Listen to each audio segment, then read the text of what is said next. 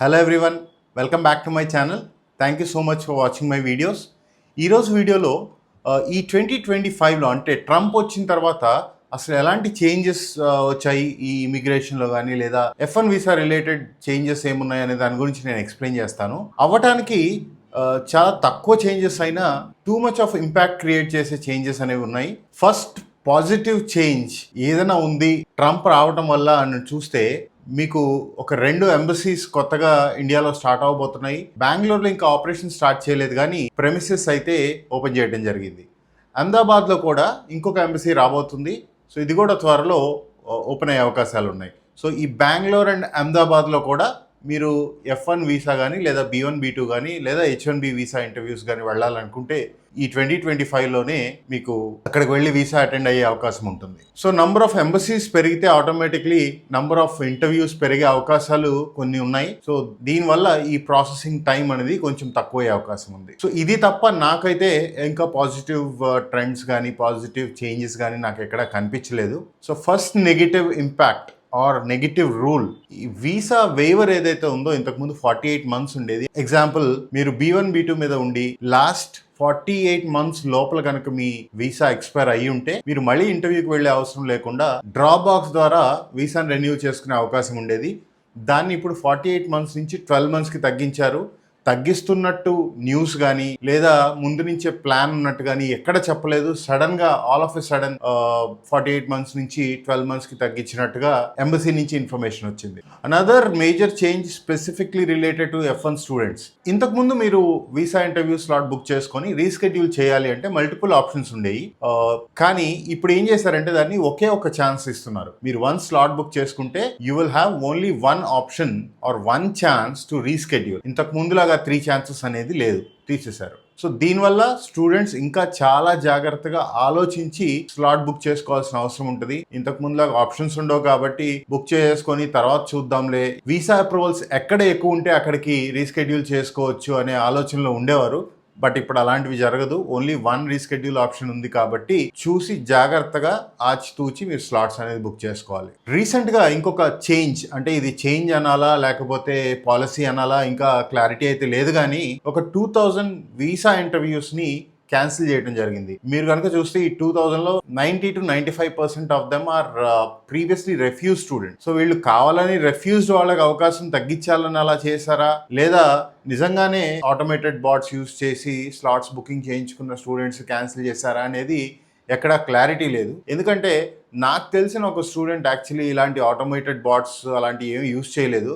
తను ఓన్గానే slot book చేసుకున్నాడు ఒక ఇంటర్నెట్ సెంటర్కి వెళ్ళి. తనకి కూడా ఇంటర్వ్యూ స్లాట్ అనేది క్యాన్సిల్ చేయడం జరిగింది. సో దీనికి ఒక క్లారిటీ అనేది ఆబ్వియస్లీ మనం ఎంబసీని అడగలేం కాబట్టి for now we can safely assume that ఈ ఆటోమేటెడ్ బాట్స్ కానీ లేదా కొన్ని సాఫ్ట్వేర్స్ ఉపయోగించి ఈ క్యాప్చాని బైపాస్ చేయటం కానీ సో ఇలాంటి పద్ధతుల్లో స్లాట్స్ బుక్ చేసుకునే వాళ్ళకి ఇబ్బందిగానే ఉంటుంది. సో స్టూడెంట్స్ ఈ వీసా స్లాట్ బుక్ చేసుకునేటప్పుడు చాలా జాగ్రత్తగా ఉండాలి.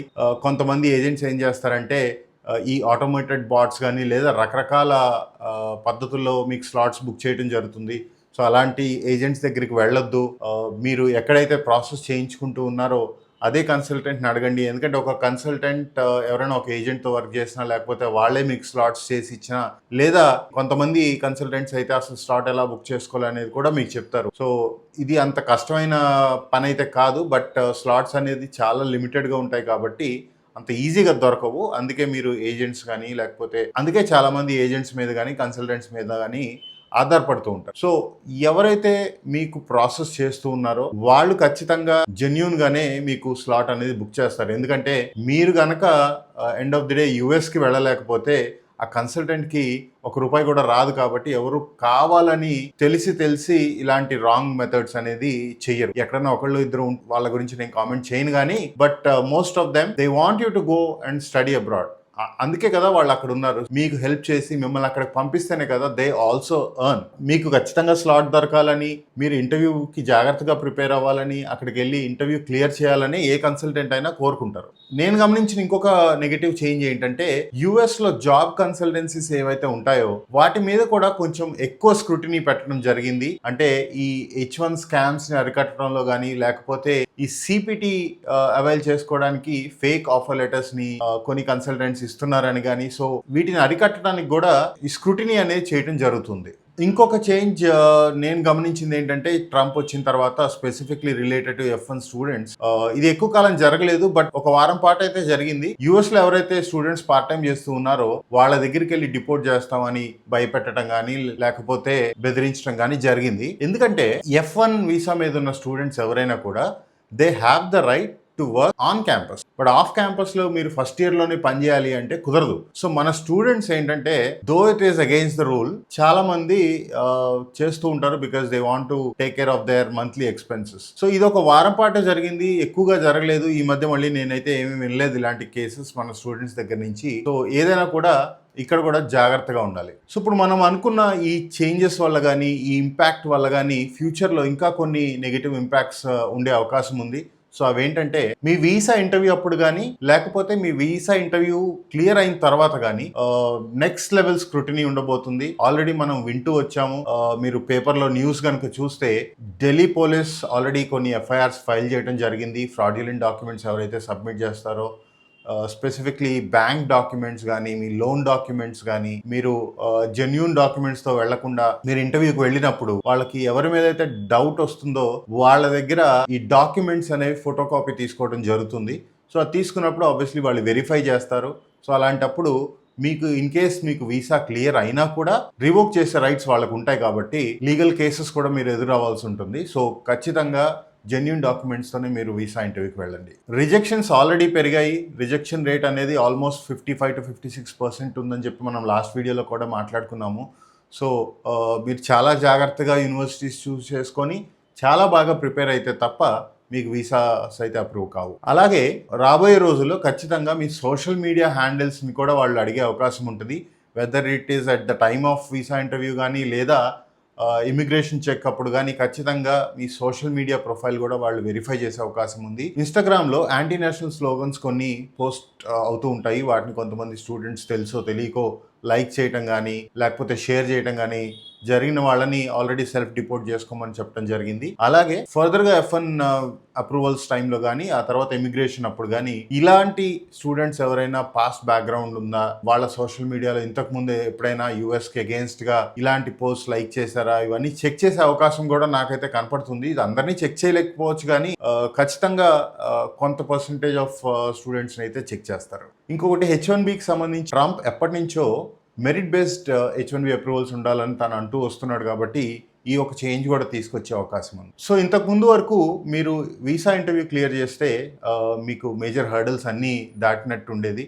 సో హ్యాపీగా మీరు ఇమిగ్రేషన్ క్లియర్ చేసుకొని వెళ్ళి యూనివర్సిటీలో జాయిన్ అయ్యే పరిస్థితులు ఇంతకుముందు ఉండేవి. కానీ ఇప్పుడు మీకు ఇమిగ్రేషన్ క్లియరెన్స్ కూడా చాలా చాలా కష్టంగా అవ్వబోతుంది. జెన్యూన్ స్టూడెంట్స్ని మాత్రమే యూఎస్ తీసుకోవడానికి రెడీగా ఉంది కాబట్టి ఈ వీసా ఇంటర్వ్యూస్ అయితే ఎంత టఫ్గా ఉంటాయో ఈవెన్ ఇమిగ్రేషన్ చెక్స్ కూడా అంతే టఫ్గా ఉండబోతున్నాయి. ఇమిగ్రేషన్ టైంలో ఖచ్చితంగా ప్రూఫ్ ఆఫ్ ఫండ్స్ అడుగుతారు, మీ లోన్ లెటర్స్ అడుగుతారు. అవసరమైతే మీరు బ్యాంక్ అకౌంట్లోకి లాగిన్ అయ్యి వాళ్ళకి ఆ ఫండ్స్ అనేది చూపించాల్సిన అవసరం ఉంటుంది. ఇంతకు ముందు కూడా కొన్నిసార్లు జరిగింది ఇది, బట్ ఇప్పటి నుంచి అయితే అది రెగ్యులర్గా ఉండబోతుందని అనుకుంటున్నాను. మీ I-20, DS-160, savings fee receipt ఇట్లాంటి డాక్యుమెంట్స్ ఎలాగో అడుగుతారు. అవి కాకుండా మీ క్లాసెస్ స్టార్ట్ డేట్ ఎప్పుడు, మీరు ఆల్రెడీ ఎన్రోల్ అయ్యారా, మీ యూనివర్సిటీకి ఇండియాలో ఉండగానే మీరు ఏమన్నా ఫీ పేమెంట్ చేశారా, మీరు అక్కడ ఎక్కడ ఉండబోతున్నారు, ప్రూఫ్ ఆఫ్ స్టే ఏంటి, కాంటాక్ట్ పర్సన్ ఎవరు, మీరు ఇంతకుముందు ఎవరితో మాట్లాడారు, యుఎస్లో ఉన్న ప్రొఫెసర్స్తో కానీ లేకపోతే మీ ఫ్రెండ్స్తో కానీ ఇంకెవరితో అయినా మీరు మాట్లాడారా, మీ ఫోన్ చెక్ చేసే అవకాశం ఉంది, మీ ల్యాప్టాప్స్ చెక్ చేసే అవకాశం ఉంది. సో ఖచ్చితంగా ఇమిగ్రేషన్ క్లియరెన్స్ కూడా అంత ఈజీ కాదు. సో ఈ చేంజెస్ అన్నీ చాలా ఎవిడెంట్గా మనకు కనపడుతూ ఉన్నాయి. యుఎస్ ప్లాన్ చేసుకునే స్టూడెంట్స్ ఎవరైనా ఉంటే మీరు ఆలోచించుకోండి. ఈ రిక్వైర్మెంట్స్ అన్నిటినీ మీరు చేయగలుగుతాము అనుకుంటేనే మీరు యుఎస్ ప్రాసెస్ అనేది స్టార్ట్ చేయండి. లేదంటే అనవసరంగా మీరు ఇబ్బంది పడతారు. ఇంతకు ముందుగా అక్కడికి వెళ్ళి పార్ట్ టైమ్స్ మీద సర్వైవ్ అయ్యే అవకాశాలు అయితే కనపడట్లేదు. సో మీ ఫీజు ఎలా అయితే మీరు లోన్ మీద బేస్ చేసుకుంటున్నారో లేదా ఓన్ ఫండ్స్ మీద బేస్ చేసుకుంటున్నారో ఖచ్చితంగా మీ లివింగ్ ఎక్స్పెన్సెస్ కి కూడా మీరు అరేంజ్ చేసుకుంటాను ఓన్ ఫండ్స్ కానీ ఆర్ బ్యాంక్ లోన్ కానీ అని మీరు కాన్ఫిడెంట్ గా ఉంటేనే వెళ్ళండి. ఖచ్చితంగా ఓన్లీ పార్ట్ టైమ్స్ మీద నేను లివింగ్ ఎక్స్పెన్సెస్ సంపాదించుకోగలుగుతాను అనుకుంటే అన్నిసార్లు అన్ని స్టూడెంట్స్కి పాసిబుల్ అయ్యే అవకాశం అయితే కనపడట్లేదు. అలాగే రాను H1B అప్రూవల్స్ కానీ లేదా ఓపీటీ ఎక్స్టెన్షన్స్ కానీ అంత ఈజీగా కూడా ఉండవు. మీరు జెన్యూన్గా చదువుకుని మీ జీపీఏ కనుక 3.3 ఆర్ 3 అట్లీస్ట్ మీరు all throughout your masters మీరు మెయింటైన్ చేయగలిగితే మీకు మంచి అవకాశాలు అయితే ఉంటాయి. కానీ just average student or above average స్టూడెంట్గా ఉండి అక్కడికి వెళ్ళి మీ టైం అంతా మీరు పార్ట్ టైమ్స్ మీద లేదా సిపిటీ తీసుకొని అలాంటి జాబ్స్ మీద మీరు కాన్సన్ట్రేట్ చేస్తాను అనే స్టడీస్ కనుక మీరు పక్కన పెడితే మీరు ఖచ్చితంగా ఇబ్బంది పడతారని అనుకుంటున్నాను. ఇంకొక నెక్స్ట్ 3 to 6 months ఈ F1 related are students related తన ప్లాన్స్ అన్ని కూడా క్లియర్గా ఎక్స్ప్లెయిన్ చేస్తారని నేను అనుకుంటున్నాను. యుఎస్కే వెళ్ళాలి అనుకుంటే top universities own funds or genuine education లో ఇదైతే గుర్తుపెట్టుకోండి. లేదు యుఎస్ కాకుండా వేరే ఆప్షన్స్ కూడా నాకు ఓకే అనుకుంటే మీరు వేరే కంట్రీస్ ఏదైనా ఆలోచించి ప్యారలల్ గా మీరు వేరే కంట్రీకి కూడా అప్లై చేసుకుంటే మంచిది. అర్థమైందని అనుకుంటున్నాను. ఇలాంటి చేంజెస్ వచ్చినప్పుడు ఎప్పటికప్పుడు నేను మళ్ళీ ఇలాగే వీడియోస్ చేసి మీకు ఇన్ఫర్మేషన్ అనేది ఎక్స్ప్లెయిన్ చేస్తాను. ఈ వీడియో కనుక మీకు నచ్చినట్లయితే please like, also share it with your friends. ఎవరైనా మీకు తెలిసిన సర్కిల్లో యుఎస్ వెళ్ళాలని అనుకుంటుంటే ఖచ్చితంగా ఈ వీడియోని వాళ్ళకి షేర్ చేయండి, వాళ్ళకి ఉపయోగపడచ్చు. Also subscribe to my channel. Thank you so much.